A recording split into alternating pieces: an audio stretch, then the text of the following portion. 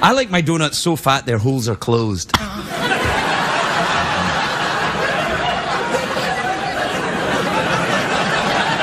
Yes, ladies and gentlemen, yours is truly back. I'm almost there, 95%, ready to kick some ass. It's been a crazy week in the woke world of entertainment. Burn, Hollywood, burn. And on the dawn of the coronation for His Royal Highness Prince Charles with their big old jug ears and his absolute dog ugly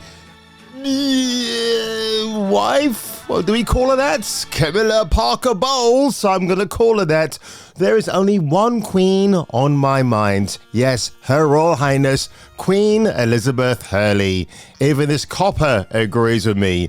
Liz Hurley should be the queen on the scene every day of the year, because to me she's absolutely beautiful, aren't you, Lizzie Wizzy? Oh my god. But without further ado, folks, yes, hallelujah, it's the video show. And now, the man the BBC calls Jason King on Kung Fu Hot Dog. let's get on with this week's woke news. And boy, what a catastrophe for Hollywood right now.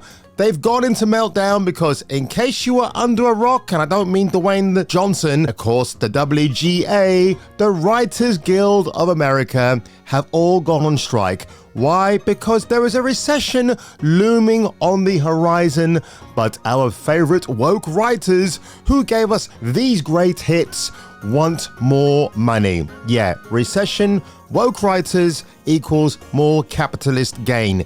They're not going to get it, because why Hollywood writers are going on strike in 2023 and how it could affect your favorite TV show. And look, we even go back to as far as 2007 when, you know, in that era of great entertainment from Hollywood, even James Bond himself was affected. You know, hot off the heels from Casino Royale, Quantum of Solace came out and it was an absolute dud.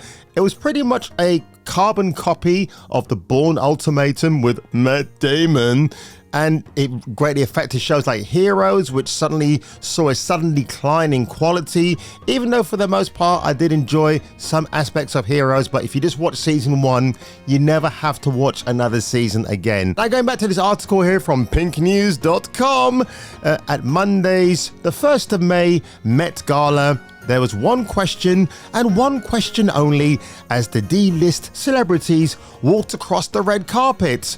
They were asked if they were supporting a looming strike by the WGA.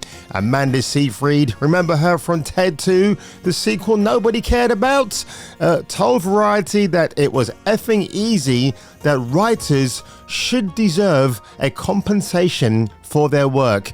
But of course, if you see this paragraph here, or this sentence, Amanda Seyfried is the star of The Dropout. Pretty much like her career dropping off the edge of a cliff. So what she says is like a grain of salt. Nobody absolutely cares. Of course, if you do care about the late night chat show circuit, well, my boys here, and I want to say my boys, I don't really care for these guys at all. Jon Stewart on the left, then you've got Jimmy Kimmel, who's so far down the woke rabbit hole and he's Trump attacks all the time. And then Jimmy Fallon, he's the nicest of the bunch, but he's a bit safe, he's in the safe zone all the time. And Seth Meyers on the very right hand side with a massive, massive forehead. Look, the golden era of chat shows, late night for me, it'll be people like Jay Leno. Again, he was on the safe side, but he was always very funny with his monologues. And Conan O'Brien, fantastic Irish dude with the red hair. But my absolute favorite, who always killed it every day, Craig Ferguson. You know how you can tell if a man's got one testicle bigger than the other? How? He walks in circles. And what happened to Mr. CF? He got replaced by that fat wanker called James Corden. And of course, you know, his last show was either this week or last week. Nobody really cared. For me, it was a funeral pyre. Good riddance to James Corden. I blame Anna Wintour from Vogue magazine for putting him under the spotlight in America. It was thanks to her that he got his big break in America. I can never figure out that woman at all. But now going over to Bounding Into Comics. Oh, yeah, I consent. You see, in the year of 2023, folks, I do give my male consent. So this is absolutely an abomination. This is, well, if you don't know who she is, Charmin Obaid-Chinoy. She's directing the new Rey Skywalker movie, which nobody asked for, but the woman has gone on the insane train to nowhere, and she has said recently that she believes her film is part of a critical mass of women who have begun to move forward in places that were previously closed to them. How disillusioned can you get, ladies and gentlemen? The door has been open to female directors for many years. Penny Marshall, Catherine Bigelow, to name a few. Mimi Leader, who actually directed George Clooney in a fine, underrated action movie, The Peacekeeper. But no. According to these really weird messages now from diversity hires from I was going to say Indiawood, from Hollywood, that we're going to reach out, we're going to conquer. But all you're going to do, Charmin Obaid-Chinoy, sounds like a ship on the Atlantic Ocean. You're just going to drive away your customer base. And I really do hope it happens, because people like Kathleen Kennedy, who some folks have actually said may have driven out Jon Favreau from The Mandalorian and Disney+. There's a lot of shenanigans happening behind the scenes regarding that. And frankly, if you sat through the third season of Mandalorian, boy, oh boy, was that an absolute wreck fest. Somebody asked me recently, is it worth watching? I'd rather catch a cold. So good luck to Charmin. She's going to need it. What is the balance of activating a force for change, but also trying to permeate that patriarchy, that power structure? And is that a part of the calculation of your art as well? And what's been the reaction to that? Oh, absolutely. I like to make men uncomfortable. I enjoy making men uncomfortable.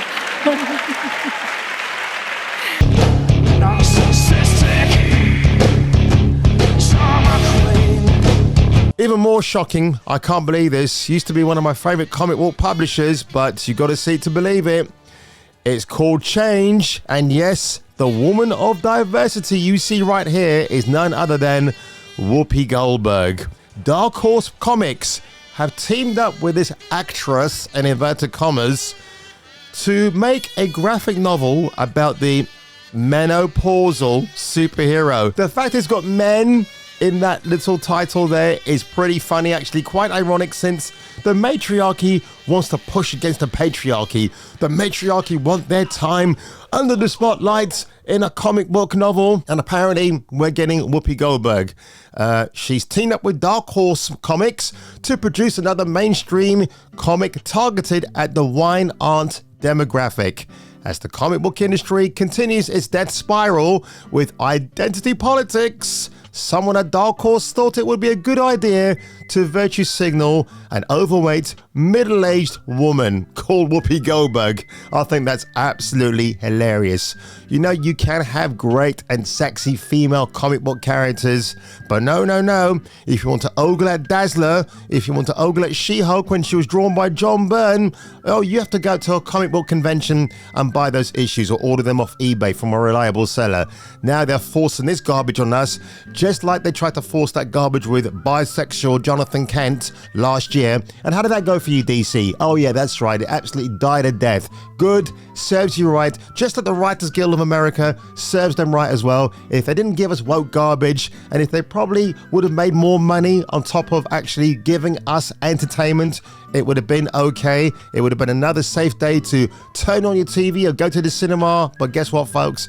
We're not talking about that right now. Will we ever get those good times again? I don't really know. But to end this video off, folks, this is a bit of a sad note for me, actually. Now, you know, if you've seen my channel, and I really don't blame you if you haven't, I'm an Xbox fan. I love Phil Spencer. I think he's the guy that runs the gaming division of Xbox. They bought ZeniMax, and we thought with that acquisition, Bethesda, the people behind Doom, we could have got a hybrid of Bethesda and Gears of War, a new iteration on that very tired franchise that's been ruined by identity politics. But honestly, I cannot believe what happened this week. And really, should I be surprised? So this video game called Redfall dropped. And when I say dropped, it dropped hard. Like, nobody liked this game coming out of the gate. In fact, there was a preview quite a few weeks ago, over a month ago actually, where they invited a lot of content creators, a lot of influencers to speak happily about the game. Now, Phil Spencer has apologized for the Redfall's disastrous launch. We let a lot of people down this week. I'm upset with myself, says Uncle Phil. Not that Uncle Phil. The graphics look really terrible. You get a lot of characters T-posing, just like Cyberpunk 2077. So you know what? This game is so bad, and I thought the games industry by this point would have learned from CD Projekt Red not to release a game in an unfinished version. Let it cook in the kitchen for a few more months. But guess what, folks? Redfall is an absolute disaster. It got roasted online by mainline critics. People are just not buying this game. If you buy the physical version of the game, you can't play offline. You have to play online, which is ridiculous. Live service just does not work. And of course, Arcane some time ago said, you know what? We're going to give you a offline version of this so-called single player experience. Now, the thing is, why I kind of speak with my hand on my heart, not Elizabeth Hurley's big boobies, is that the greatest era of Microsoft in terms of gaming was the Xbox 360. I absolutely love that. That's why I own a retro version of that console, never giving it away. And it's so sad to see this brand is actually on a decline. In fact, I even have a subscriber who's willing to buy me a PlayStation 5 if I so desire.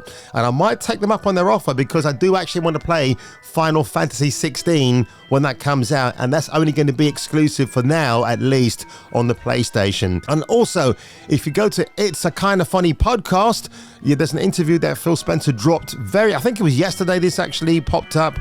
And Phil Spencer, he's trying to do damage control, but to me, he comes off a lot worse. In fact, if you look at him here, he just looks very worn out. He's a bit haggard. He's lost a bit of weight in his face. Then you shouldn't be in the entertainment. And if I just can put the volume up here, you can just hear what he says. That said, every time and this guy here, who I call the diversity seal hire, he's called Paris Lilly.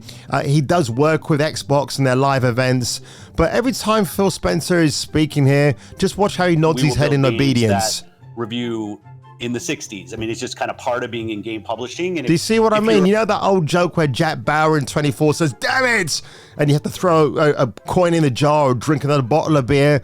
Honestly, the amount of times that Paris Lilly nods his head to Lord Phil Spencer, you'll be passed out, man. You'll be requiring 911 assistance. It's so bad. And credit to these guys who really roasted Phil Spencer, who managed to avoid questions or answers like a politician. It's a sad day in gaming, folks. It really, truly is. But do you know who isn't sad?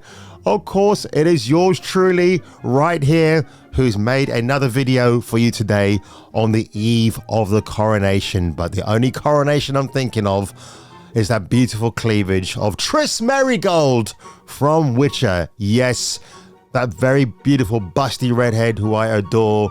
Her and Elizabeth Hurley knocking on my door would be quite the special, fantastic early Christmas present. It could happen. You never know. But on that one, folks, if you were me and if I were you and if you have a dog named Blue, you hit that subscribe button, you like this video, you share it everywhere. I will catch you on the next video.